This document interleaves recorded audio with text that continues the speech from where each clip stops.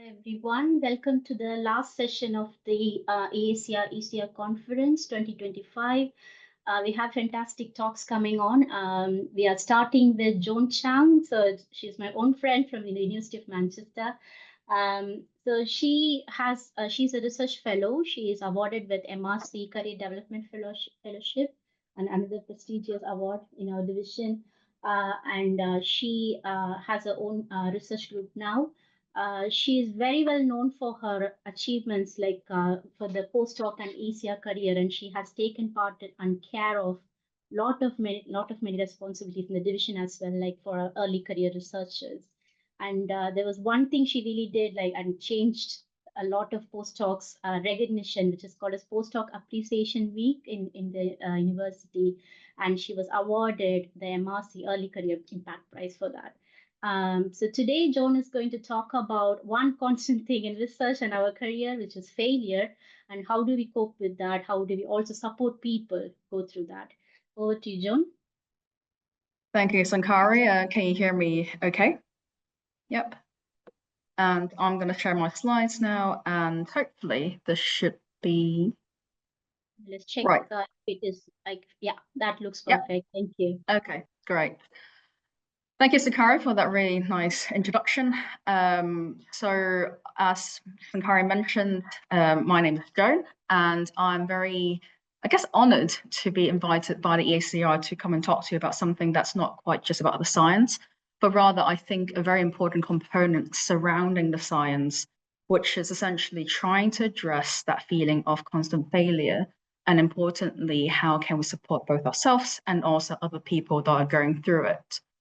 And as Sankari mentioned, we're both researchers at the University of Manchester, and I am part of the Manchester Cell Matrix Centre, as you can see from the title slide here. And I thought it would be quite nice to give an introduction or background to who I am. And so in terms of my personal journey, so I am from Hong Kong, so I was born and raised there, and around the age of 17 and 18, I thought I want to experience something different. And so I picked the UK because I thought I liked the culture, I liked the history. And so I did my undergraduate at Imperial College London, and then started my PhD at Institute of Cancer Research, which is also in London. And halfway through my PhD, my supervisor moved to Denmark, and so I decided to relocate with her. And that's where I moved to University of Copenhagen, where I finished my PhD and also did a short one-year postdoc following up from that. Meanwhile, also having a chance to go to Karolinska Institute in Sweden to do a 3-month stay with Arne Osman, who's one of the leading fibroblast biologists at the time. And after that, as most of us kind of feel back then, I decided to do a postdoc at UNC Chapel Hill in North Carolina, because essentially back then, the idea is you go to the States, you get a big paper, you show that you can conquer the US, and then come back glorified as a PI, essentially. But then, in 2016, I came back to the UK at the University of Manchester as a postdoc. And like Sankara mentioned, I was awarded, very luckily, the MRC CDA, whereby I started that in 2022.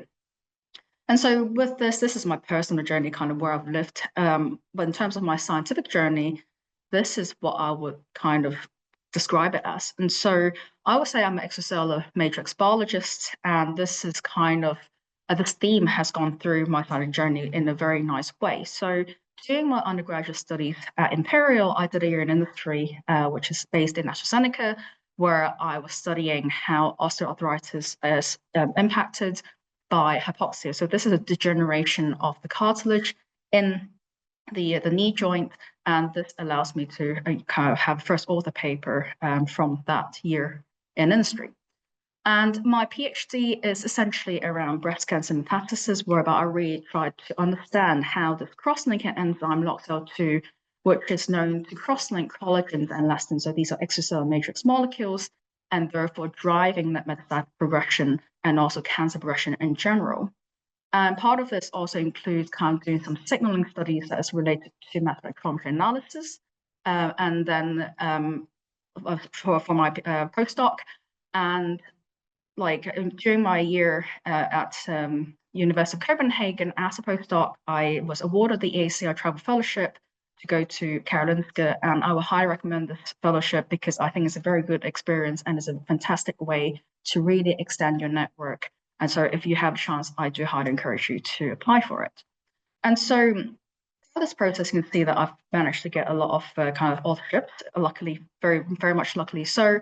And so when I arrived in the US, I continued my journey within the tumor microenvironment, in this case, looking at adipocytes and how they drive kind of cancer cells to become more mesenchymal and therefore more invasive, again, involving expression of the extracellular matrix genes such as collagens and also fibronectin and so on and so forth. And when I came back to Manchester, I would say that I would say I'll go into what I call hardcore ECM biology, whereby I really go into the nitty-gritty of specifically collagen type 1 homeostasis, because type 1 collagen is one of the most abundant matrix protein there is in the body. And essentially, when it goes wrong, is usually the reason why we have metastasis and fibrosis. And so again, managed to get some publications and of course the MRC CDA kind of fellowship that I started my lab in 2022. And so you can see that from this way of presenting my career, there seems to be a very common theme. I have managed to get a lot of successes from it. However, I will tell you that when I first came back from the US, or even when I was finishing my time in Denmark, I felt that I was a failed postdoc. And this is because there's a lot of things that happen in between, whereby I tried multiple things, multiple times, including postdoc grants. I never got through any of them. So in fact, the Danish national grant says that my publication is not high impact enough. And I think that was the first sense of where I went, okay, so what else can I do? Because I've managed to do so much already. And again, when I had my Karolinska stay, it's a fantastic experience. But unfortunately, the paper that I was hoping to get from that stay didn't quite materialize. But that's mostly because, I didn't manage to, but my external hard drive was corrupted. And sadly, a lot of that primary data is lost. And so that paper is still in purgatory. And when I arrived in the US, obviously, I was trying to prove my worth. And so I applied to multiple different grants, and including an R21 at the NIH, which was actually quite highly kind of graded, but somehow didn't still end up being awarded, which is quite a blow to my kind of ego, because I actually even went and saw the guy who is the program director, and he really liked me. But either way, when I really came back from the US, that's when I really felt like I'm a huge failure, because I failed to get that big paper. I failed to get any papers. There's no scholarship, no research papers. I have failed my time in the US. And again, within Manchester, I tried multiple different grants and that didn't really work out. And it wasn't until the MRC CDA that finally I landed on my feet. And so what I'm trying to show here is that my journey is very much a roundabout journey. It's not straightforward. It certainly was not what I imagined when I was younger. And sometimes I wouldn't go into too much detail. Along this way, there are some turning points whereby I actually felt that I had to make a choice that I didn't want to make. But I think the operator word here is actually the word choice, because I still made a choice. I made it my choice, even if I didn't think that I wanted to do so. And ultimately, even though I had a feeling of failure at this multiple different points, I persevered through it. But this also leads to kind of one of the pressing questions that my mom sometimes still asks when I was starting my PhD, and even then 5 years ago. Are you sure you want to go into science or academia? So basically, this stems from the fact that, I was starting my PhD. My mom is very much like any other Asian mom. You should be doing medical degree instead, become a medical doctor. And the reasoning behind it is because my brother, who had friends who are academics, they're a couple, essentially he sees them going to labs every single morning, really excited, really upbeat, and then come back in the evening really disappointed and exhausted. And so my mom was very much like, why would you want to do this to yourself? And my answer back then, which is the same as now, is a resounding yes. And that's because I love the science, I am passionate about it. But essentially, I also want to help cultivate the next generation of scientists. I want to teach them how to think about data and science in a kind of rounded way. And also, I want to really importantly create that positive change within that research environment. And I believe that this is really difficult to do once you get out of the system. And so only when you're within that system, you can start to make meaningful changes by influencing things that are happening around you, and also hopefully get beyond and go, like, as you climb the ladder, keep remembering the things that you want to change. And once you leave it, I basically think that unless you're multi-billionaire, which I know I'm never going to be, it's very hard to change things that are not right.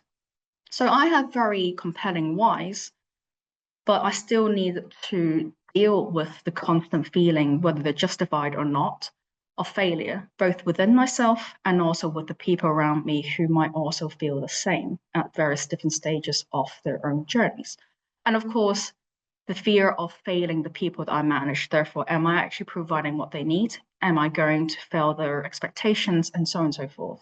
And so this is really the theme of today's kind of presentation, which is how can we do this? And I would like to caveat that, these are all my personal experience and also what I've learned from other people and are still learning. So this is not an exhaustive list.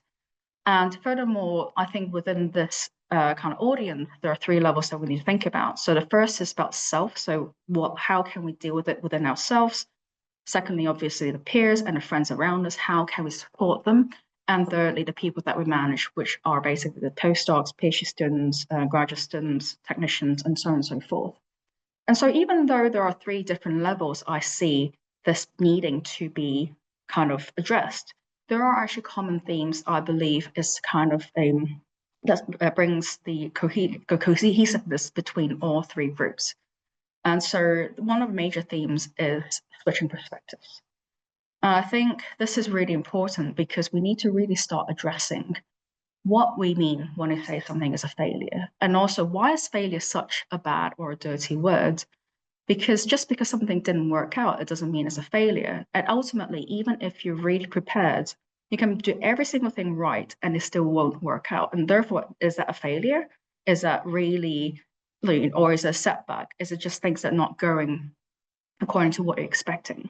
And also importantly, we need to remember that the failed attempts does not mean rock bottom. It is not the end. And I remember I used to say to myself, whenever something happened that's really, I felt like, when I was younger, that it's the end of the world, but actually it's not the end of the world. I keep telling myself the world is not actually ending just because I'm feeling like this.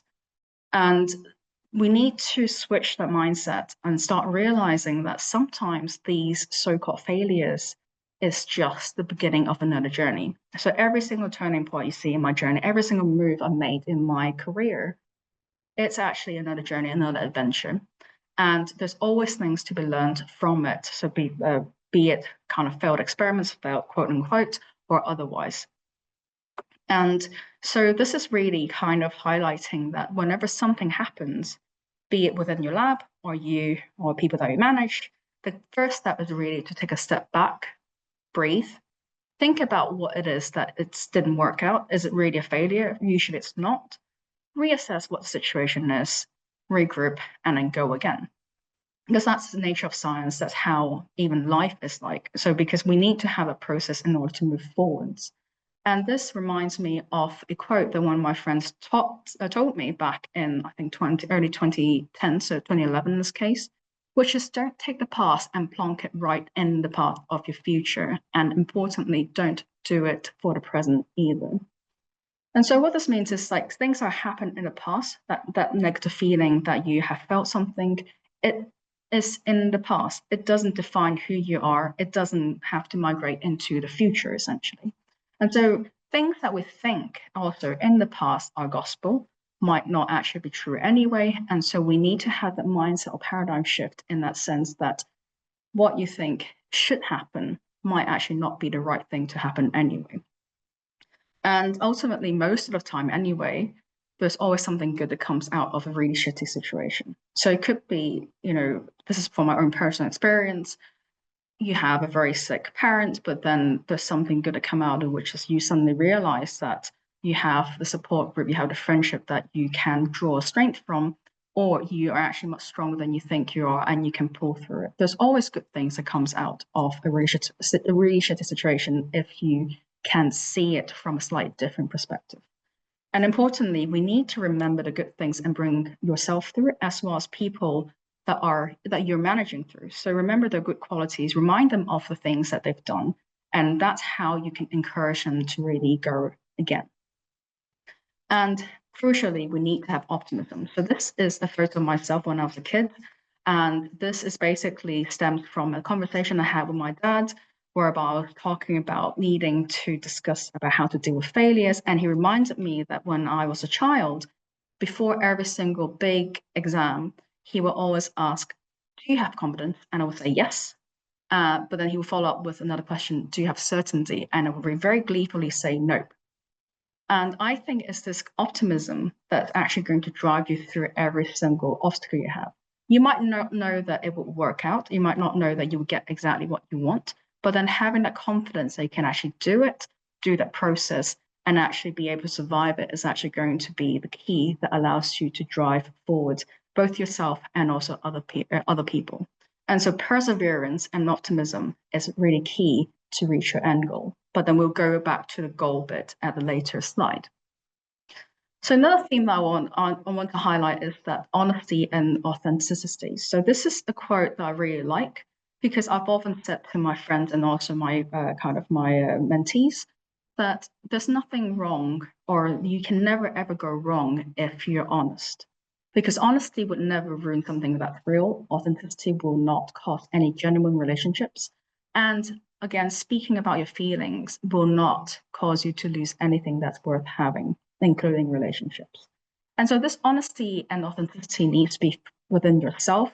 And what that means is basically we need to stop comparing ourselves to people around you, because our paths are different. Our stories are going to be different. If we try to insert our own journey into other people's blueprint, we would basically feel like imposter, because it's not actually who we are and what we stand for. We need to live what is actually truly our own lives. And ultimately, we also need to remember that usually we are our own worst critic. And I say this as someone who's incredibly harsh on myself, or people tell me I'm incredibly harsh on myself, except I still think that actually I am just being objective.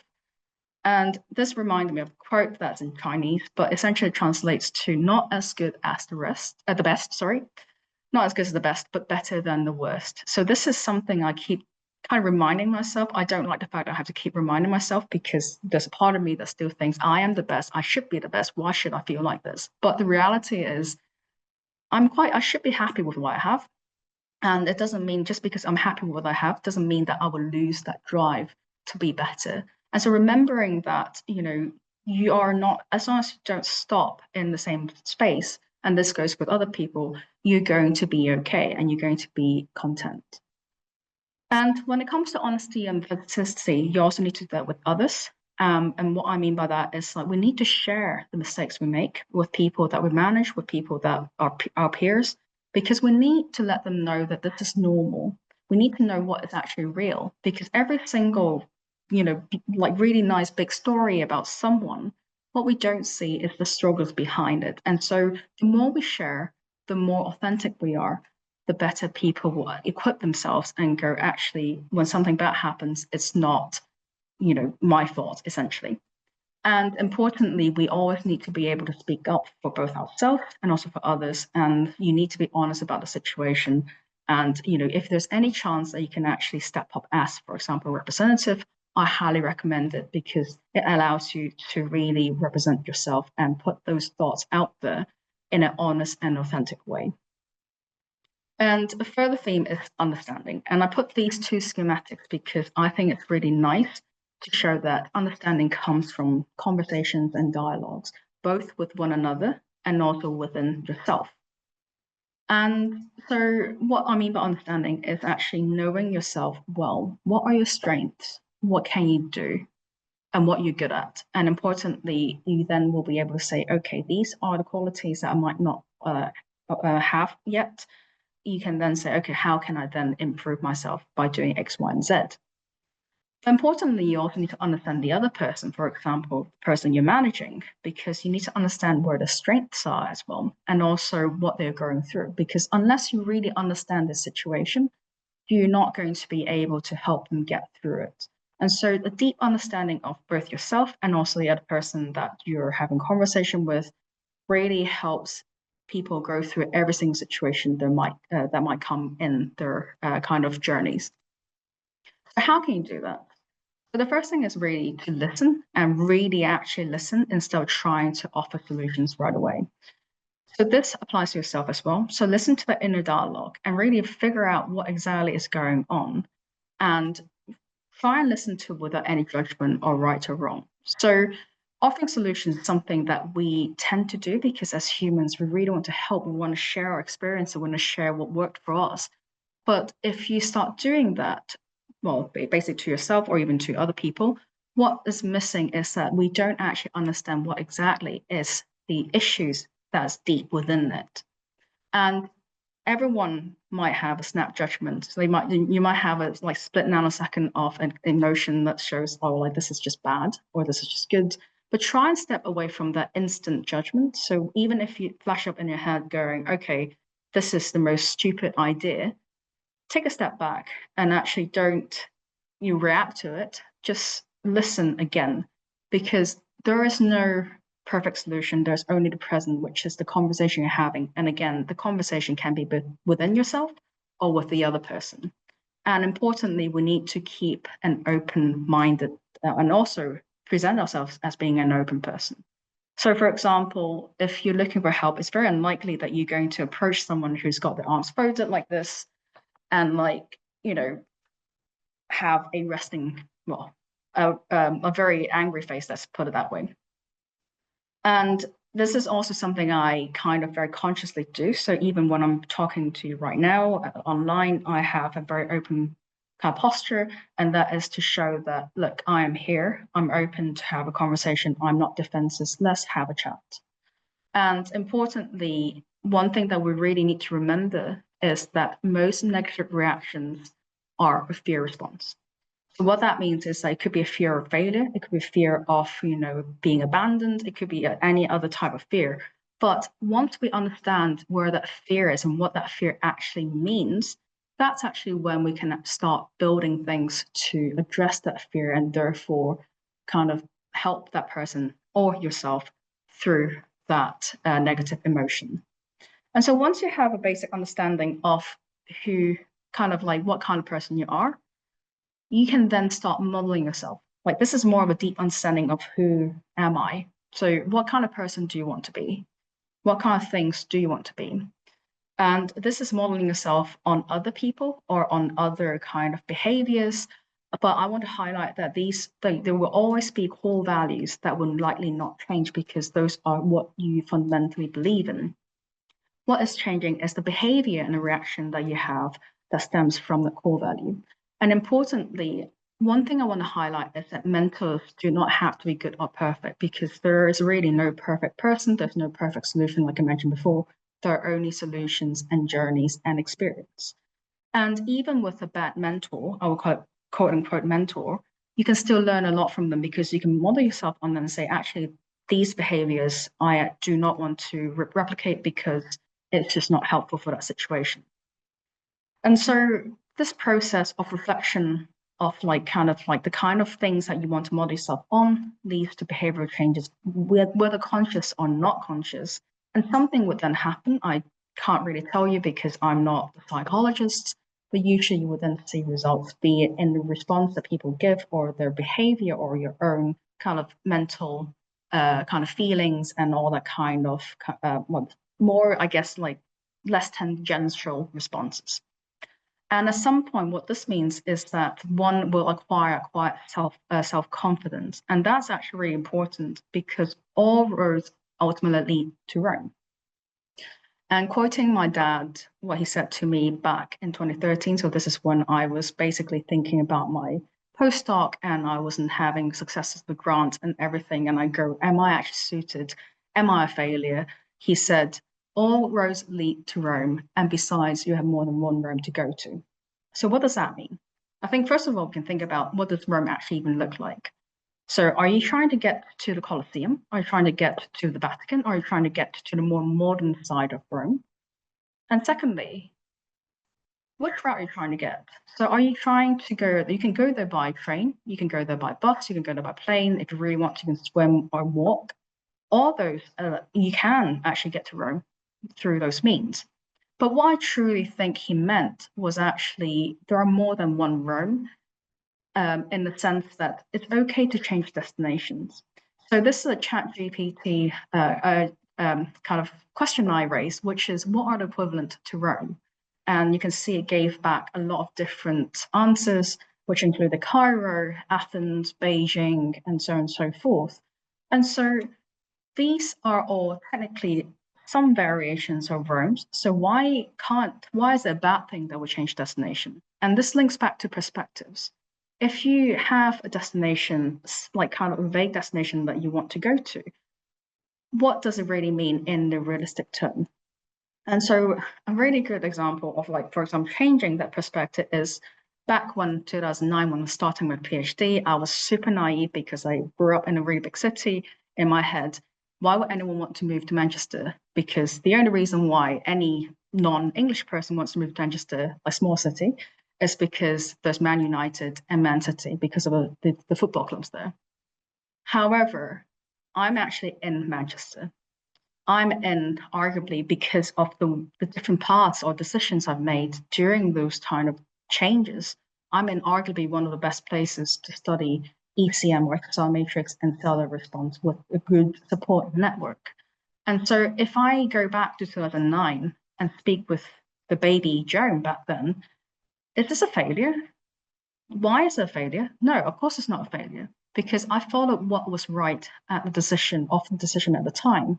And again, this is a choice I made, and owning that choice actually really help people get over that sense of failure.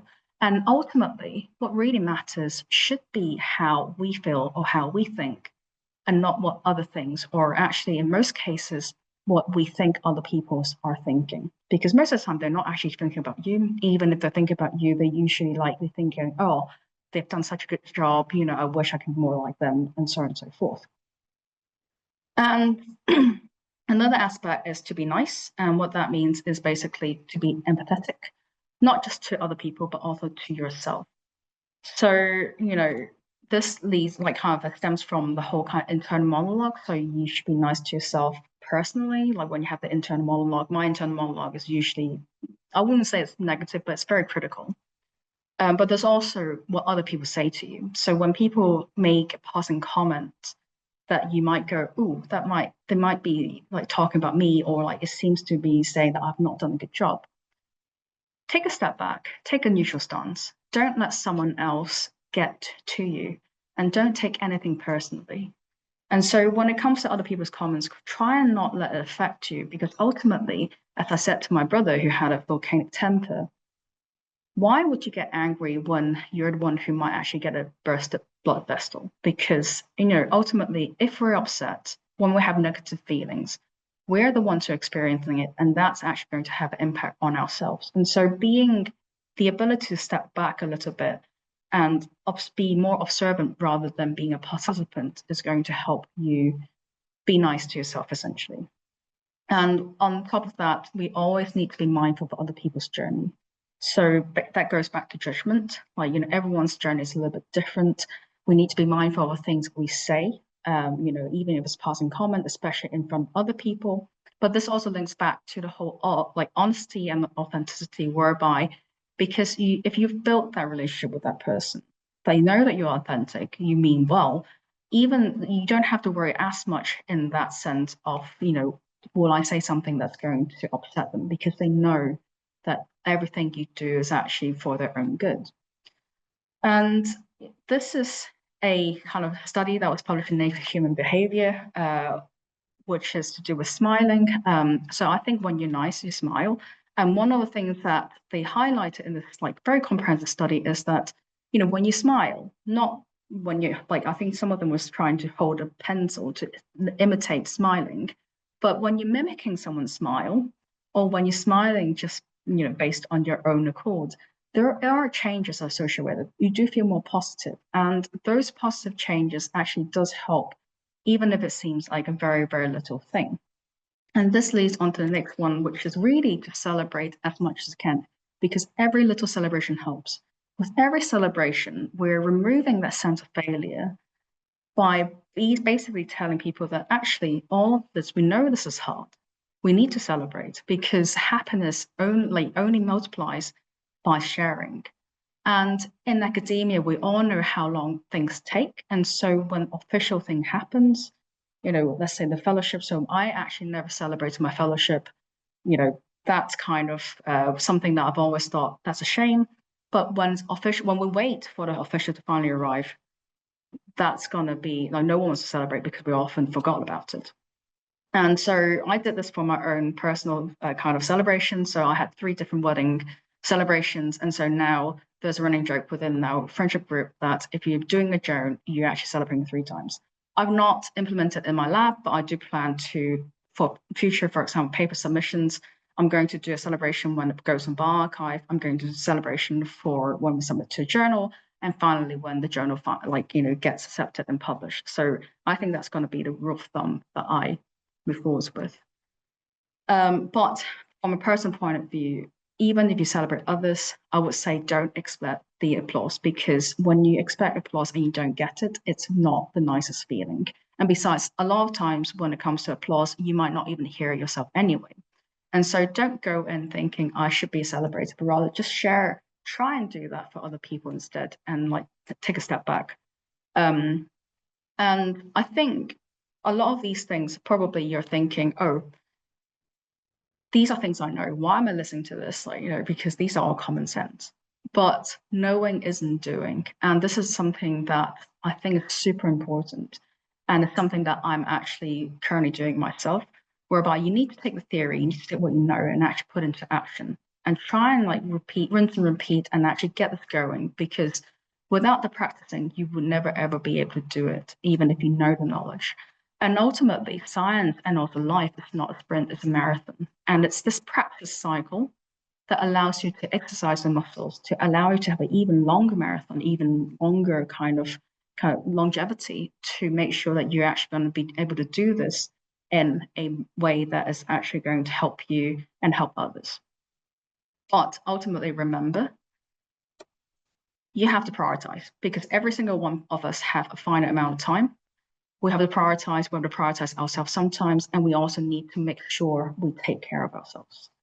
And this is a quote that most of you would know, but I decided we need to add a little bit more, which is, you're not required to set yourself on fire to keep others or even yourself warm.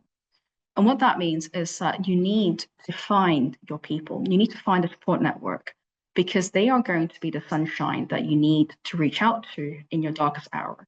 So for example, I was feeling very burnt out. That's actually 3 weeks ago. I felt really, really down. But the moment I said to a couple of my friends saying, look, I'm burnt out, even just by admitting it, I already felt much better, because I felt, okay, I've identified a problem. Let's bounce back from that. It's not I'm okay, because people know that I need some help. So happiness is multiplied, but then sorrow or stress is diminished when we share it. And ultimately, we need to switch off, because if everything goes too much, just switch it off. Switch off your laptop, switch off your phone, ignore the news. God knows I'm ignoring the news a lot right now, even though I know what's going on. I just don't look at it. Go do something completely different. Switch your mindset. Go to nature, go for a walk, reconnect with the basic things around you. And that's the only way that you can actually take care of yourself. And I'm going to leave with one other thing. So this is actually something I printed out and put on my desk when I first arrived in the US. Actually, no, 6 months after arriving in the US, because I was feeling that I was very, very nervous, or I just felt like, oh, nothing's happening. Why am I doing this? But the key thing is good things always take time. Things don't happen overnight. Rome was not built within a day. We need to remember that every single thing is built upon something else, and we need to be able to do that in a manner that's not too quick, because it might become a Jenga block and just fall apart, or house of cards essentially. Build that foundation, be okay with being slow. There's nothing wrong with it. The only thing that you might feel like it's wrong is because of perception. And so with that, I would like to highlight acknowledgement, of course. So this is basically my family, my friends, colleagues, mentors, mentees that I met along the way, and in the countries or where they're from, with highlighted in the stars. And this is my email address, and I'm happy for you to reach out if you want to talk about anything. I will have to say, I can't guarantee I will respond super quickly, but I will respond to you if you want to have a chat about, whatever, essentially. So with that, thank you again for that invitation to talk about my own experience, and I hope that you got something out of it. Thanks so much, Joan. That's such an inspirational talk and all the life lessons. Thank you so much. Just a reminder for everyone to post their questions in the Q&A, and there are already some questions. If we can start answering. So there's one from an anonymous attendee. How would you manage uncertainty? Sometimes for a postdoc, uncertainty and precarity can feel like a failure. I think uncertainty is something that nothing is certain in life, I guess, is what I would say. So I think there's a lot of preconceptions that we know exactly what's going on. It's about embracing the things that accidents happen, and it's about being able to ride the wave. So a lot of this is to do with mindset and being able to kind of know, having that confidence that you can deal with it. Because, for example, one of the emails I got when I was in the US and thinking I'm a failure, I need to come back to the UK somehow. How do I do this? One of the emails I got back from one of the postdocs that was not my postdoc supervisor, but essentially their email responses. The first line is, "I know you, and I know that whatever you choose to do, you'll make the best out of it." That was probably the nicest sentence that person has ever said to me up to that point. But that really held a strong impact on who I see myself as, because that was probably the first time outside of family that someone said that to me. And so managing uncertainty is going to be achieved if you feel confident. And postdoc uncertainty and precarity, again, the precarity, you want to do something, you want to stay in academia, but then knowing that you feel like, actually, even if I don't work out, I'm going to be able to make something good out of my experience. I'm going to be able to make it big or do something completely different. So that's the kind of mindset I had when I was writing my fellowship, because I just basically went, this is my last chance, because I failed in all the postdoc fellowships. Why would they want to give me money? So I thought, okay, I've given it my all. I've done everything I can. And if they don't give me at the stage, I'm actually quite happy because I've tried my best. And so, having that kind of confidence, I guess. Yeah. You also learn a lot when you actually fail every time. You will be improving yourself. So that's the other thing. Yeah. Yeah. Yeah, absolutely. Yeah. There's a question from Anna Sofia Batalha. Despite our best efforts to celebrate our small victories and put the failures in perspective, often we have to work with people who are extremely focused on the negative. Do you have any tips to deal with the supervisor who only focuses on the failures of your research? It's a very interesting question, and quite relevant for a lot. I think that's basically what I meant by a bad mentor, right? In that sense. And I think that's where finding finding a group of people to then seek. So because basically your supervisor only know one aspect of what you do. And then if they're good at managing people, then great. If they don't, then, you just simply have to find it from elsewhere. It's almost like when you can't get, let's say, I don't know, water out of a stone, you're not going to keep squeezing that stone because that's not going to work. So my advice is actually to then go find someone that is going to be able to give you advice that's positive, or even just experimentally, let's say, this is what you do, this is what you can try, just by techniques, for example. But the failures of research, that's an interesting one, because I keep saying to my people that, the data is data. the interpretation data might be different, but I don't need you to prove me right. What I need you to is to generate a good kind of like good quality data. Whether or not it fits what we hypothesize or not, it doesn't really matter because that's how science works. And so I guess the question is then, when your supervisor's focusing on a negative, what is it they're focusing on? Is it because it doesn't fit into their hypothesis? If that's the case, then that's what I would say, try and refocus your kind of positive source of positivity from someone else. And also bear in mind that, this is something that you do not want to propagate whenever you get to the next stage. But if it's actually more about techniques, saying like, oh, like, why would you do this, or why didn't you do this control, then that's a slightly different matter. So like that would then be not a negative, but rather it's a criticism. And that would be where you step back and go, actually, they're just criticizing the way that I did the work, not me as a person. It does matter if they truly are criticizing you as a person. It's just a mindset, because it doesn't help. Again, if you just focus on how negative they are, it doesn't help you, because you're going to be the one who's going to be really down and really upset and go, why am I so bad? Don't do that, essentially. Thank you. There is someone who raised their hand for the question. So, like Marilia Figueria. Sorry, I couldn't. So, if you can open your microphone and then you can ask your question directly. Yeah, I can go with the other question in the Q&A while Marilia is setting her microphone. So, from Gina Abdulal, what do you like the most about working in research? I mean, science. I mean, and also the people, actually, to be honest, like having, like, what I really do enjoy about research is finding things. I mean, usually it's actually things that have been done like 30 years ago and forgotten, but it doesn't really matter. Like like finding out theories or new theories, or like finding out something that's unexpected, and then having that conversation with people that you really trust who are like in the field, having that kind of really deep level, high level kind of theory.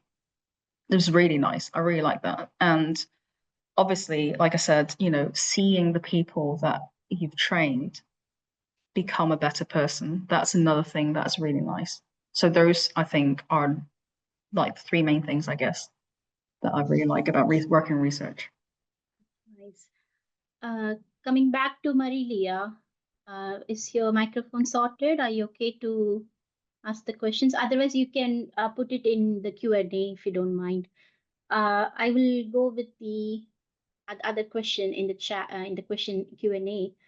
What would you recommend to a PhD student who basically lost motivation, still keeps going, and right now still enjoys science a lot and has a lot of curiosity, but does not feel like he will have true impact in the scientific world and is not sure if academia is the right path for him? Oh, this is a much, much bigger conversation. I mean, so what does this person mean by true impact? So how do you measure impact? Is it a really big paper? Is it to find something completely new? Because most of the time science is built on previous findings. And so, what is it that you want to impact on? Because there are multiple scientists who might not be rock stars, because we can't all be rock stars ultimately. But we can have impact on the scientific world by my goal was actually being one of the nicest person that like basically have a legacy of people remembering me, saying this is such a good person, like they're the nicest person and they're so supportive whilst doing good research. So that is my goal. I know that I'm never going to be a rock scientist in a set, like rock star scientist, because again, this is my own criticism. I just don't think I will be, but it doesn't. So I think this is a much bigger conversation. So I would say the first thing is maybe having a conversation with someone that you trust, someone that you really respect, and try and figure out, what do you mean by you lost motivation? What is it that you lost? Is it just burnout, or is it something more deeper? And also, when it comes to academia being the right path, what is it that you're trying to achieve by staying in academia? What is your why? Because usually, if you have a very fundamental, strong why, then you would know that it's the right path. And again, you can change your mind. But ultimately, we need to know that we're flexible enough to change what we want to do. And that is really important. So I would suggest this person to reach out to a mentor and have a conversation, or someone, if they're worried about anonymity, then reach out to someone that might not be within their own field and have a conversation with that person and see where it goes. So that's the first step. Right. So Marilia could put her question in Q&A. How can we maintain our focus on producing high quality research when we are surrounded by investigators who prioritize quantity over substance? Sometimes it makes us feel lesser for aiming to write meaningful papers instead of just many papers. That's again a really much bigger thing. So I think like this is comparison, right? And so this, for example, if you're talking about this in the case of, let's say, promotions, you want to be promoted to, I don't know, senior researcher or something like that, then what you need to do, if you feel like it's because of the quality that is being addressed, what you need to do is then for the narrative to really highlight to the panel and say, actually, my paper has a much higher impact, even if it's not as many. So 4 smaller papers, fine, but what I'm truly doing is actually better than the quantity that's being churned out. And this is to do with comparison. And so I would say focus on yourself. Like as in, I would compare myself. I mean, I can't help but compare myself to people around me. I can't help but compare myself to people that are around the same age, or let's say, actually, age is bad because I'm old, but compare myself to the same career stage to other people and go, oh, they've achieved this. I've not done that yet. But again, that could be just an observation. It doesn't have to impact on how you run your research group. Do what is right for you, because again, there's so many different ways of doing academia, and do what is true to you. If it doesn't feel right and you do it, you will not be very happy. Although one thing I would say is I was doing a fellowship kind of retreat advising session 2 days ago. And I know actually it was yesterday. One of the things I said to people is, when you're preparing for a fellowship or a big grant application, one of the key advice I've been given was that the data in your lab book does not mean anything. It's better to have them published, even as a small paper, to show that the idea is right, or the kind of core idea is actually correct, even on bioRxiv, let's say. Put it out there so that you actually show them there is substantial proof, and it's not just preliminary data like 2 or 3 figures in that grant application. So that would be one thing I would say. One of the times that I would say maybe think about quantity rather than quality. But quality, again, you can have a small paper of a very good quality, very highly cited. It doesn't have to be a big paper. Yeah. That's a very good suggestion. Thank you. We are running out of time, so for the other questions, let's have them in the open forum. Both the speakers will be available that time. So let's move to the next talk. But before that, sorry, I'm going to jump in. I need to go to another talk now, but feel free to drop me any messages or like questions to me. And again, if there are any questions, just feel free to reach out to me. Absolutely. Thank you, Joan. Yeah. Thanks for your time. Thanks for the wonderful talk.